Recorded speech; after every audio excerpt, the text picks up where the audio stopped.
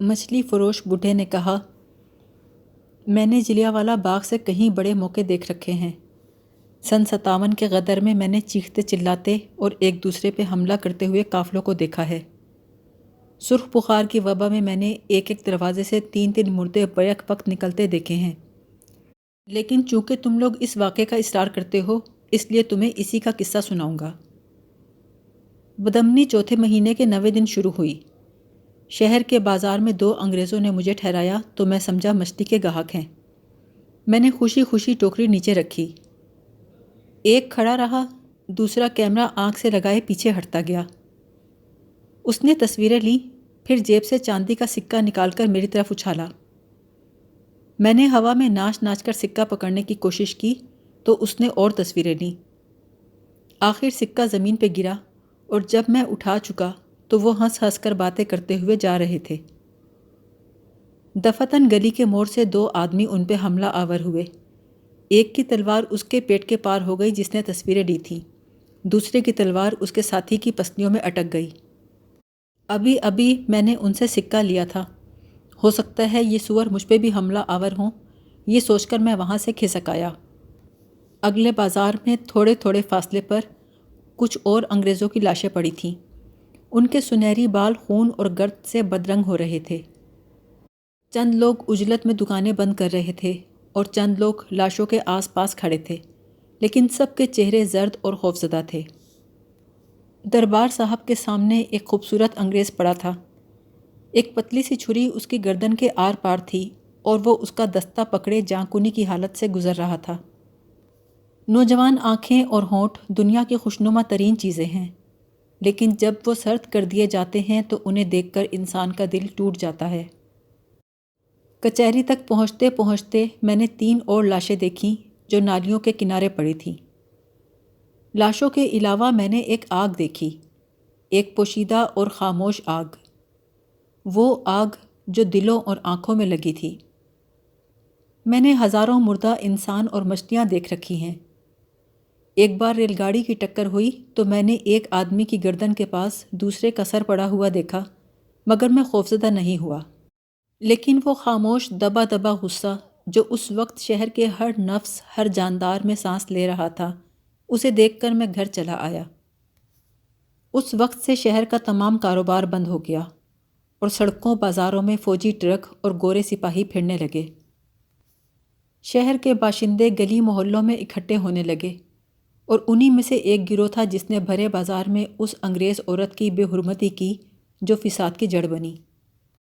میں ٹوکری میں مچھلیاں ڈالے پھر رہا تھا کہ گلی میں سے ایک گوری عورت دوڑتی ہوئی نکلی۔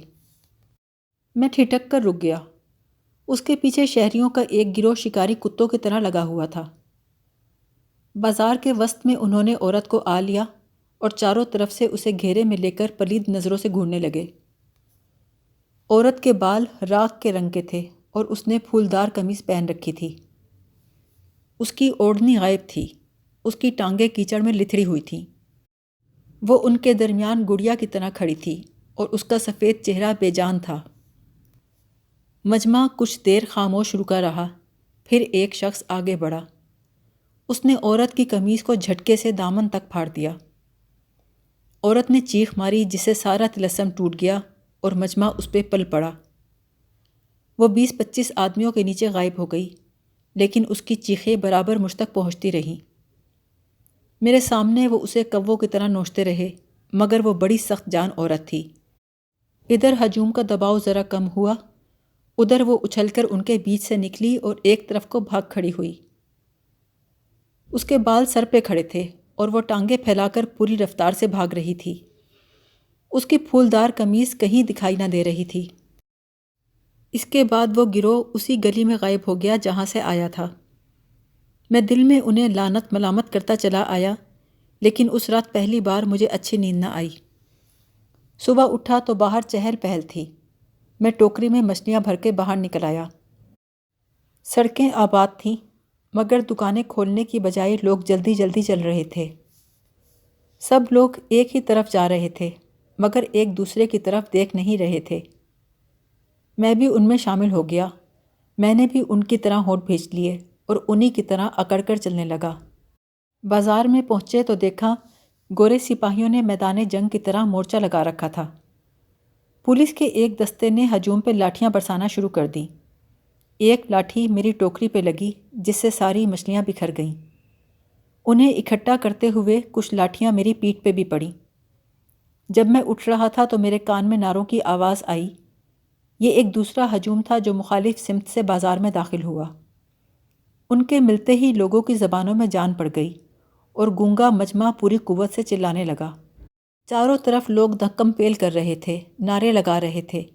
ان کے زرد چہروں سے خوف و ہراس غائب ہو چکا تھا، اس کی جگہ خون اور جوش ابھر آیا تھا۔ راستے میں اور کئی چھوٹے چھوٹے ہجوم ساتھ آ کر ملتے گئے۔ جب ہم باغ میں داخل ہوئے تو یہاں انسانوں کا سمندر تھا۔ یہ باغ ہم سے پہلے بھی بھرا ہوا تھا اور اس کے بعد بھی گھنٹوں تک اس میں لوگوں کا سیلاب داخل ہوتا رہا۔ لاکھوں لوگوں نے قیامت کا شور مچا رکھا تھا اور انتشار کا یہ عالم تھا کہ اپنے آپ کو سنبھالنا بھی مشکل تھا اور وہاں سے نکلنا بھی مشکل تھا۔ اس مجمع میں واحد شخص تھا جس کے سر پہ ٹوکری تھی اور مجھے اس بات پر دل میں شرم آ رہی تھی۔ پھر میری نظر ایک روتے ہوئے بچے پہ پڑی جو شاید اپنے باپ سے بچھڑ گیا تھا اور ہجوم میں دھکے کھا رہا تھا۔ میں گرتا پڑتا اس کا ہاتھ پکڑ کر ایک طرف لے گیا اور اسے ٹوکری میں سے ایک اچھی سی مچھلی نکال کر دی، جسے لے کر وہ چپ ہو گیا۔ میں دل میں ہنسا، ٹوکری لانے کا یہ فائدہ تو ہوا۔ باغ میں داخل ہونے والوں میں مسلمان اپنے خدا کو اور ہندو اور سکھ اپنے اپنے خداؤں کو پکار پکار کے نعرے لگا رہے تھے۔ سب لوگ ایک سیاہ داڑھی والے شخص کو دیکھ رہے تھے جو ایک اونچی جگہ کھڑا مجمع کو چپ کرانے کی کوشش کر رہا تھا۔ پھر اس کے پیچھے فوجی افسروں کی وردی پہنے ایک گورا نمودار ہوا جسے دیکھ کر ایک لمحے کے لیے خاموشی چھا گئی۔ اس کی انتہائی غصے میں کہی بات کسی کی سمجھ میں نہ آئی۔ اچانک ایک طرف سے کسی نے جوتا اتار کے اس کی طرف پھینکا۔ پھر کیا تھا، ہر طرف سے جوتوں کی یلغار ہو گئی۔ جب جوتے ختم ہو گئے تو لوگوں نے کپڑے اتار اتار کے پھینکنے شروع کر دیے۔ اب پگڑیوں، قمیضوں اور بنیانوں کے گولوں کی بوچھاڑ ہونے لگی۔ میرے آگے کھڑا شخص مڑا، اس نے میری ٹوکری میں سے مچھلیاں اٹھا کر زور سے آگے پھینکیں۔ وہ جن پر گریں انہوں نے اٹھا کر اور آگے پھینکیں اور انہوں نے اپنے سے آگے۔ اس طرح ایک مچھلی جا کر اس فوجی افسر کی آنکھوں کے عین درمیان لگی۔ اس نے مچھلی کو وہیں پکڑ لیا اور ایک لہجہ اسے دیکھتا رہا، پھر سر اٹھا کر مجمع کو دیکھا اور پھر دفعتاً پوری طاقت سے مچھلی سامنے کھڑے شخص کے منہ پہ کھینچ ماری۔ پھر وہ پاگلوں کی طرح چیخ مار کے کچھ چلایا۔ اسی وقت گولی چلنا شروع ہوئی اور پھر وہ منظر شروع ہوا جو بہت کم دیکھنے میں آتا ہے۔ سارے باغ میں افراتفری اور بھگدڑ مچ گئی، ایسی بھگدڑ مچی جو صاف پانی میں جال پھینکنے پر مچھلیوں میں مچتی ہے۔ ایک شخص میرے کندھے پہ ہاتھ رکھے دوڑ رہا تھا۔ گولی لگنے پر وہ ہوا میں اچھلا۔ نیچے آنے سے پہلے چند اور گولیاں اس کے جسم میں داخل ہو گئیں۔ اس نے ہوا میں قلا بازی کھائی اور جب سرکس کے مسخرے کی طرح کرتب دکھا کر وہ زمین پر آیا تو مر چکا تھا۔ وہ ذرا بھی بدشکل نہ ہوا تھا کیونکہ اس نے موت دیکھی ہی نہ تھی۔ دیکھتے دیکھتے اس کا جسم گرتی ہوئی لاشوں میں چھپ گیا۔ میں چیخ مار کے بھاگا اور بھاگتے بھاگتے پھر چیخ مار کے رک گیا۔ چند گز کے فاصلے پر کنواں تھا۔ میرے ساتھ بھاگنے والے زیادہ تر لوگ اس کنویں میں جا گرے اور ان کے اوپر دوسری طرف سے آنے والے گر گئے۔ کنواں مردہ اور نیم مردہ لوگوں سے بھر گیا اور لوگ آسانی کے ساتھ اس پر سے دوڑتے ہوئے گزرنے لگے۔ انسانوں کی چیخوں نے گولیوں کی آواز کو دبا دیا تھا۔ دوڑتا دوڑتا میں اس دیوار کے پاس سے گزرا جہاں اب بیٹھا ہوا ہوں۔ اس ساری دیوار پر آدمی لٹکے ہوئے تھے۔ ان کی ٹانگیں دیوار سے اندر کی طرف تھیں، سر اور بازو باہر کی طرف اور پیٹ دیوار پر۔ یوں معلوم ہوتا تھا جیسے دھوبی نے پاجامے، پتلون اور کوٹ سکھانے کے لیے دھوپ میں پھیلا دیے ہوں۔ آہ، تم کبھی اندازہ نہیں لگا سکتے اس باغی شہر کو کتنی بڑی سزا ملی۔ تمام مجمع کو اس جگہ روکا گیا جس جگہ اس گوری عورت کی مٹی پلیت کی گئی تھی۔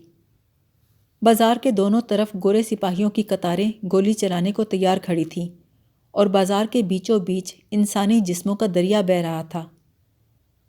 وہ سب زمین پر لیٹ کر پیٹ کے بل رینگ رہے تھے۔ انہیں کونیوں یا گھٹنوں سے کام لینے کی اجازت نہ تھی۔